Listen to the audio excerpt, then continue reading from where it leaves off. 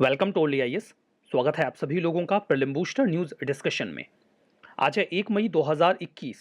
तो आइए देख लेते हैं कि ऐसे कौन से इंपॉर्टेंट आर्टिकल्स हैं जो आज हम कवर करने वाले हैं। हमारा first article net zero producers forum के बारे में है। न्यूज़ ये निकल के आई कि सऊदी अरेबिया ने ये बोला कि वो इस फोरम को ज्वाइन करेंगे ताकि Paris agreement on climate change जो है वो उसमें सपोर्ट कर सके। अब इस फोरम में कौन कौन ऑलरेडी है?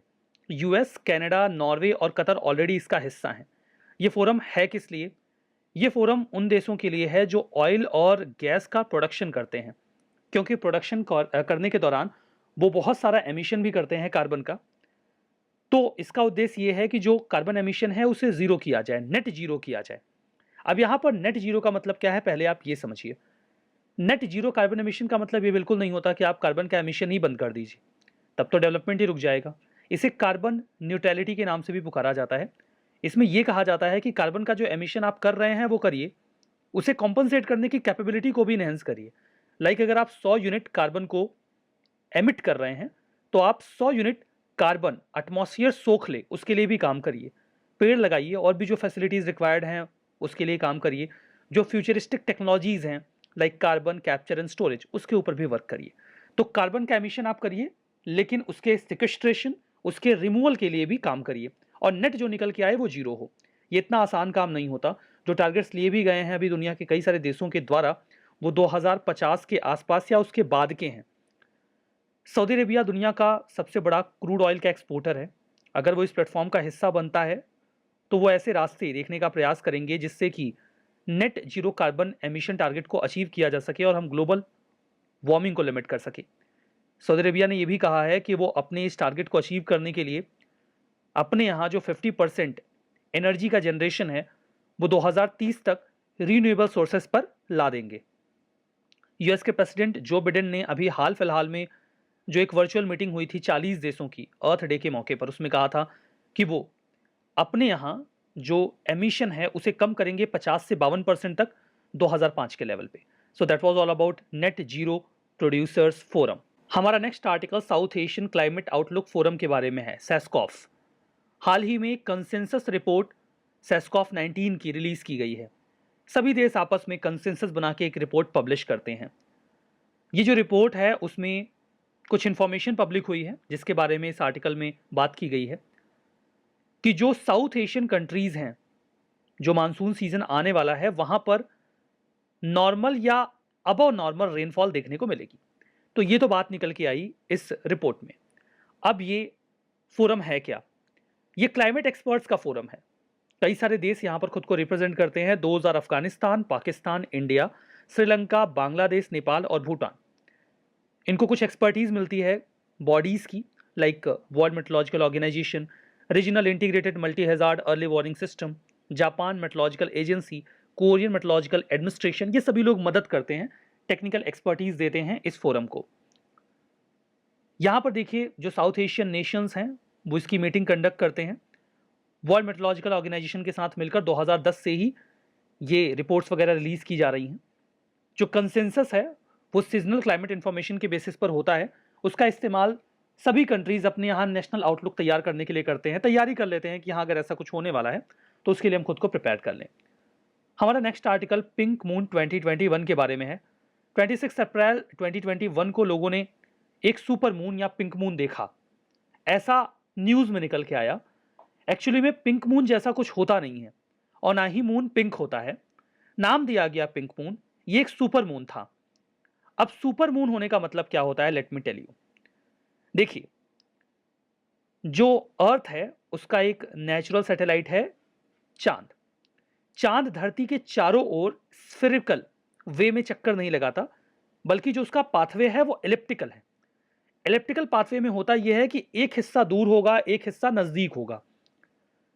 तो देखिए एक ओर चांद धरती से नजदीक होता है और दूसरी ओर दूर होता है।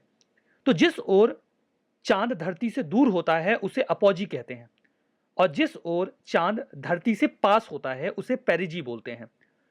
तो जब चांद धरती के पास होता है यानी कि पेरिजी वाली इस पोजीशन पे या यहां पर या यहां पर, तो वो लगभग नॉर्मल कंडीशन में या अपॉजी की तुलना में 14% ज्यादा बड़ा दिखता है और 30% ज्यादा ब्राइटर या चमकदार दिखता है।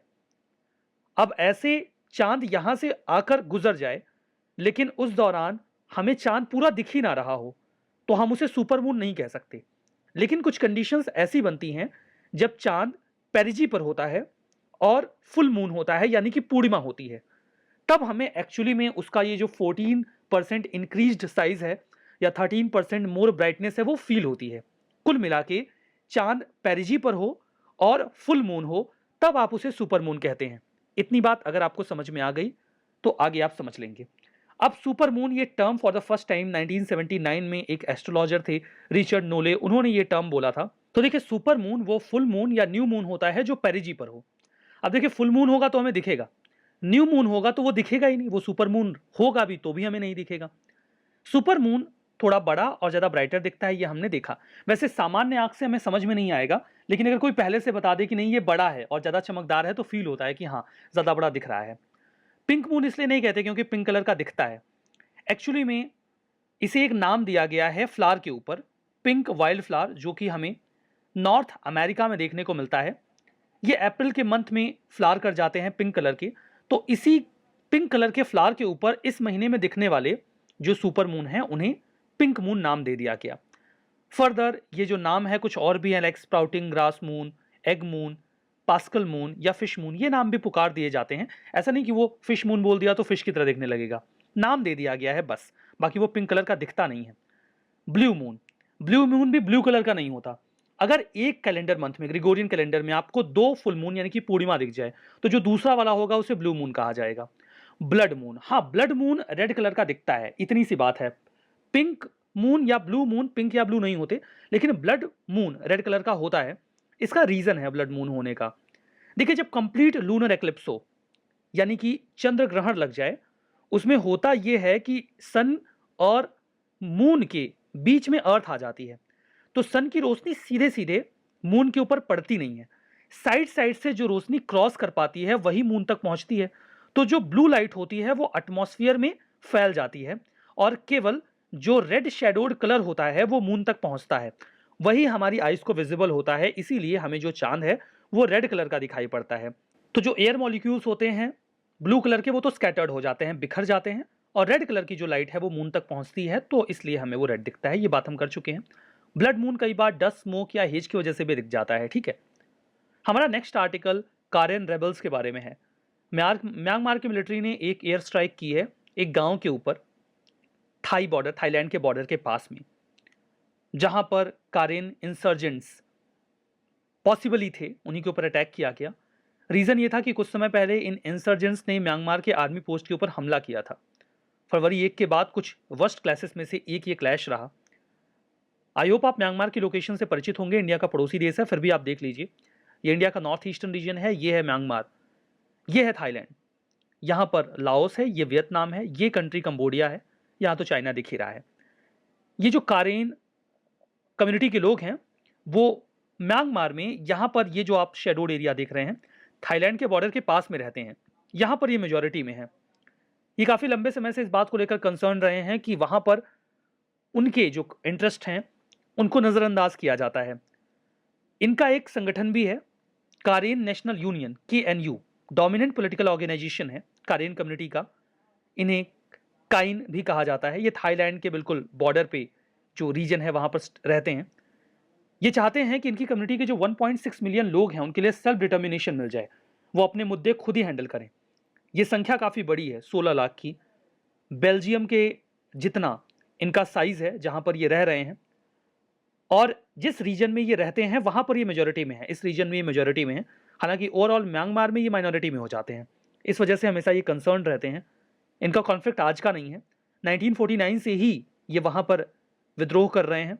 लगभग 70 साल से इनका विरोध चल रहा है वहाँ की सरकार के खिलाफ। इनका मेन कंसर्न ये रहता है कि म्यांमार की जो बमार कम्युनिटी है जो कि मेजॉरिटी में है, वो डोमिनेट करते हैं म्यांमार के स्टेट और मिलिट्री में, और कारेन कम्युनिटी के लोगों को हिस्सा नहीं मिलता है। ये दुनिया की कुछ लॉन्गेस्ट रनिंग सिविल वॉर्स में से एक है। इनकी डिमांड ये है कि इनको एक इंडिपेंडेंट स्टेट दे दिया जाए काफ्थोलई के नाम से। 1949 से ही इस बात की डिमांड करते रहे हैं, और अभी जब म्यांमार की मिलिट्री ने म्यांमार के ऊपर कब्जा जमा लिया है, तो इनका जो कन्फ्रंटेशन है वो म्यांमार की मिलिट्री के साथ हो गया है और मिलिट्री भी इनके ऊपर एयर स्ट्राइक्स कर रही है या फिर इनको कुचल रही है। हमारा जो अगला आर्टिकल है वो तिहाने मॉड्यूल के बारे में है। देखिए, यह है इंटरनेशनल स्पेस स्टेशन, एक ऐसा सैटेलाइट जो अंतरिक्ष में तैर रहा है लोअर अर्थ ऑर्बिट में, मतलब 350 से 450 किलोमीटर के बीच। ये 15 से 16 चक्कर लगा लेता है अर्थ का पूरे दिन में। 1998 में इसे लॉन्च किया गया था और सन 2000 के बाद लगातार कोई ना कोई यहां पर रह रहा है। ये कोलैबोरेटिव एफर्ट है, किसी एक कंट्री का ये एफर्ट नहीं है। रेदर इसमें नासा यानी कि यूएसए, रॉसकॉमॉस यानी कि Russia, JAXA Japan, ESA Europe और सीएसए यानी कि कनाडा, इन सभी ने मिलकर इसे लॉन्च किया था। सभी लोग इसका इस्तेमाल करते हैं, बाकी के देश भी इसका इस्तेमाल कर सकते हैं इफ दे हैव कैपेबिलिटी। लेकिन ये इंटरनेशनल स्पेस स्टेशन चलेगा कितने दिन, ये सवाल है ना। ये 22 सालों से ऑपरेशनल है। 2025 के आसपास बताया जा रहा है कि इसकी ऑपरेशनल कैपेबिलिटी खत्म हो जाएगी या कम हो जाएगी, हो सकता है उसके बाद इसे डाइफंक्शनल कर दिया जाए।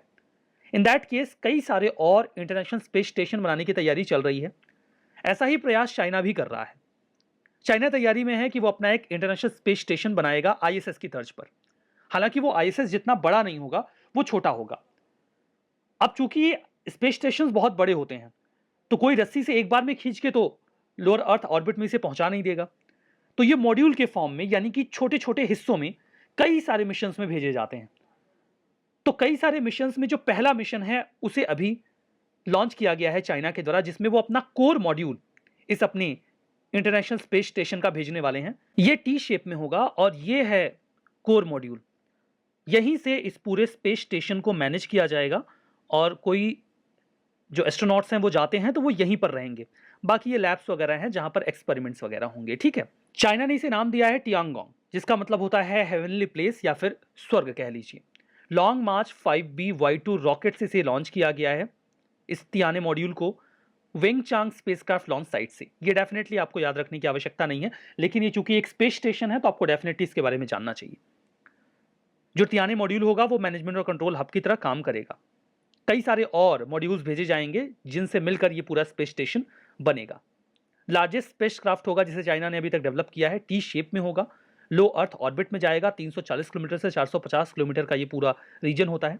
कहा जा रहा है कि 10 साल के लिए ऑपरेशनल रहेगा। अगर सब कुछ ठीक रहा तो ये 15 सालों के लिए भी ऑपरेशनल हो सकता है। चाइना का ये जो स्पेस स्टेशन होगा वो आईएसएस का कॉम्पिटिटर होगा और आईएसएस बहुत दिन तक नहीं चलेगा। 2025 से 2030 के बीच में ये डेफिनेटली डाइफंक्शनल हो जाएगा। आईएसएस कोलैबोरेटिव एफर्ट है, ये हम डिस्कस कर चुके हैं। हमारा नेक्स्ट आर्टिकल मैक्स 1407 के बारे में है।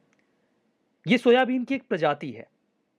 आगरकर रिसर्च इंस्टीट्यूट ने Indian council of agriculture research के साथ मिलकर इसे डेवलप किया है। सोयाबीन की वैरायटी है ये, मैक्स 1407 नाम दिया गया है। काफ़ी अच्छी यील्ड होती है इसकी और पेस्ट वगैरह कम प्रभावित करते हैं, पेस्ट रेजिस्टेंट है। जहां बहुत ज़्यादा बारिश होती है वहां पर भी इसे उगाया जा सकता है, स्पेसिफिकली इंडिया का north eastern region, Assam, West Bengal, Jharkhand, Chhattisgarh और नॉर्थ ईस्टर्न स्टेट्स में इसे आसानी से उगाया जा सकता है। मैक्स 43 दिनों में 50% फ्लावरिंग में आ जाता है, 104 दिनों में तैयार हो जाता है। बाकी वाइट कलर के फ्लावर होते हैं, येलो सीड्स होते हैं, ब्लैक हीलम होता है, ये सब अपने काम की बातें नहीं है। हालांकि हीलम देखिए किसी भी सोयाबीन का ये हिस्सा होता है, ये वाला हिस्सा, तो ये ब्लैक हीलम है। ठीक है, एडवांटेज की बात करें तो 39 क्विंटल पर हेक्टेयर की यील्ड हो सकती है। इस लिहाज से सोयाबीन की ऐसी प्रजाति है जो सबसे ज़्यादा यील्ड देगी। पेस्ट रेजिस्टेंट है, ज़्यादातर इंसेक्ट इसको प्रभावित नहीं कर पाएंगे। स्टेटमेंट ट्रू एंड फाल्स बताइए। मैक 1407 एक डिवाइस है जो नाइट्रोजन फिल्टर करके ऑक्सीजन रिलीज करती है। ब्लू मून, जब एक ही सेम कैलेंडर में कि एक महीने में दो फुल मून दिखें तो जो दूसरा वाला होगा उसे ब्लू मून कहेंगे। कारेन रेबल बांग्लादेश से बिलोंग करते हैं। तियाने मॉड्यूल यूरोपियन स्पेस एजेंसी का मिशन है अर्थ के क्लाइमेट चेंज को स्टडी करने के लिए। सेस्कॉफ फोरम है क्लाइमेट एक्सपर्ट्स का, अफगानिस्तान, पाकिस्तान, इंडिया, श्रीलंका, बांग्लादेश, नेपाल, भूटान से। कौन सा स्टेटमेंट सही है, कौन सा गलत, जवाब दीजिए कमेंट बॉक्स में। सेशन की पीडीएफ ओनली एज के टेलीग्राम चैनल पे मिलेगी, लिंक डिस्क्रिप्शन बॉक्स में है। ओनली एज नथिंग एल्स आप सर्च भी कर सकते हैं टेलीग्राम में जाके। तो आज के इस सेशन में बस इतना ही। बहुत बहुत धन्यवाद।